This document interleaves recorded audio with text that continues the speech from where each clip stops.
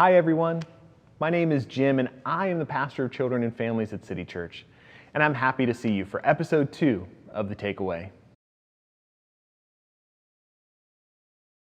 Have you ever read a comic strip?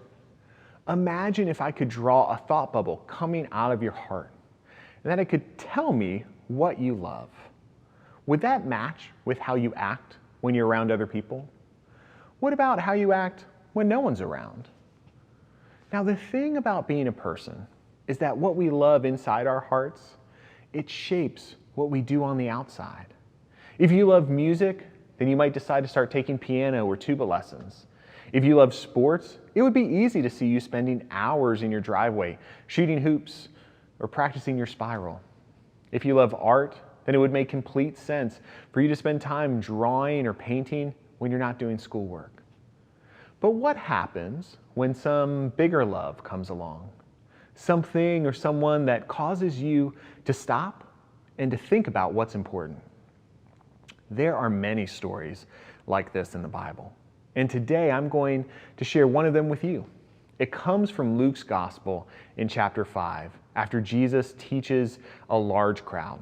And it says this: "When Jesus finished speaking, he turned to Simon.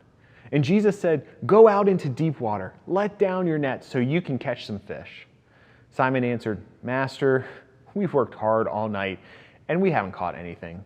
But because you say so, I will let down the nets.' When they had done so, they caught a large number of fish, and there were so many that their nets began to break. So they motioned to their other partners in the other boats to come and to help them. And they came and filled their boats so full that they began to sink. When Simon Peter saw this, he fell at Jesus' knees. 'Go away from me, Lord,' he said. 'I am a sinful man.' He and everyone with him were amazed at the number of fish they had caught. Then Jesus said to Simon, 'Don't be afraid. From now on, you will fish for people.' So they pulled their boats up to the shore, and they left everything and followed him. Now Simon Peter, a lot of people had 2 names back then, and his friends were all pros at fishing. It was something that they loved doing and did for a living, and they were good at it. Now in our story, Jesus comes along, and after a long night with these fishermen where they didn't catch anything, he performs this miracle, and all of a sudden their nets are about to break, and they're sinking in their boats because they had so much fish. This was the catch of a lifetime. If Peter and his friends were alive today, they would probably be thinking about buying a whole bunch of new stuff. But what does Peter do instead? I mean, he's loved fishing all his life.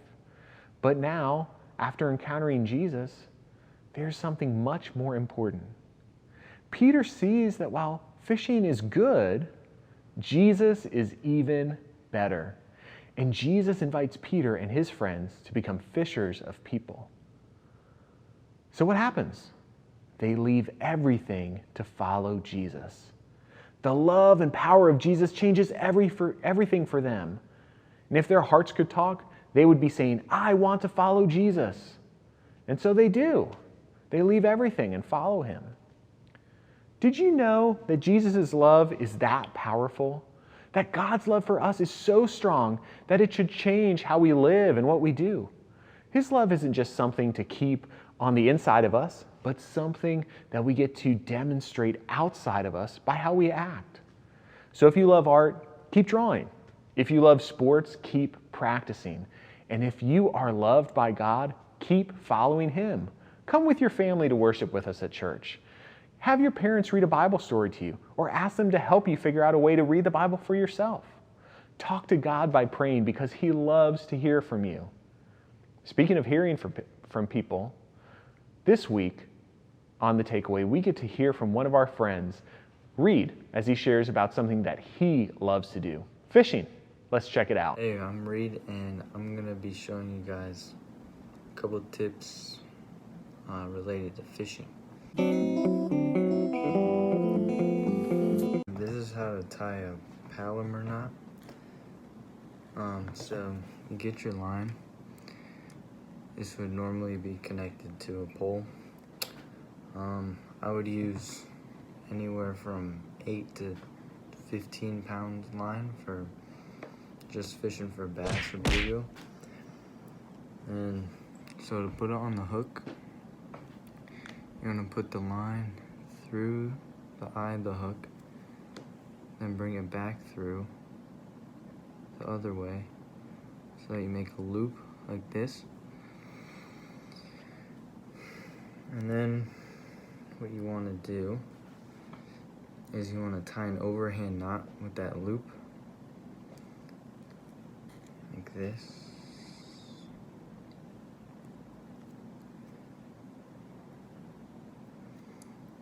So then you have an overhand knot in that loop, and then you're gonna pull the hook through the loop that you made. Just like that, and then pull both of the ends tight.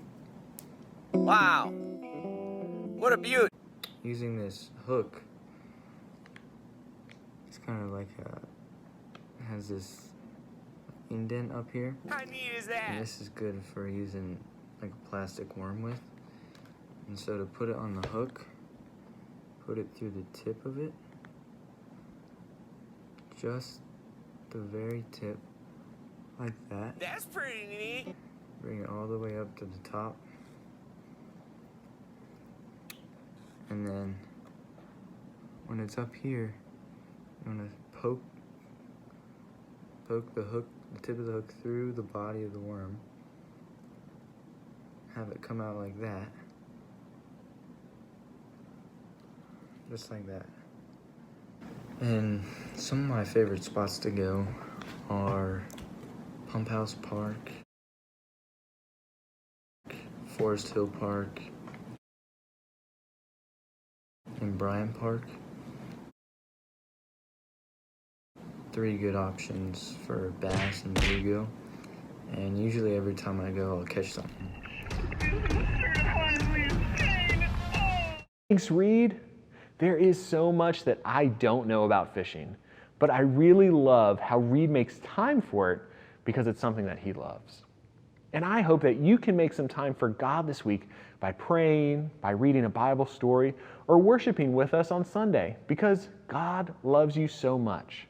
And His love shapes your identity and who you are. It isn't just something that matters on the inside of us with what we think or what we love. It changes how we act on the outside. And that, my friends, is the takeaway. I'll see you next time.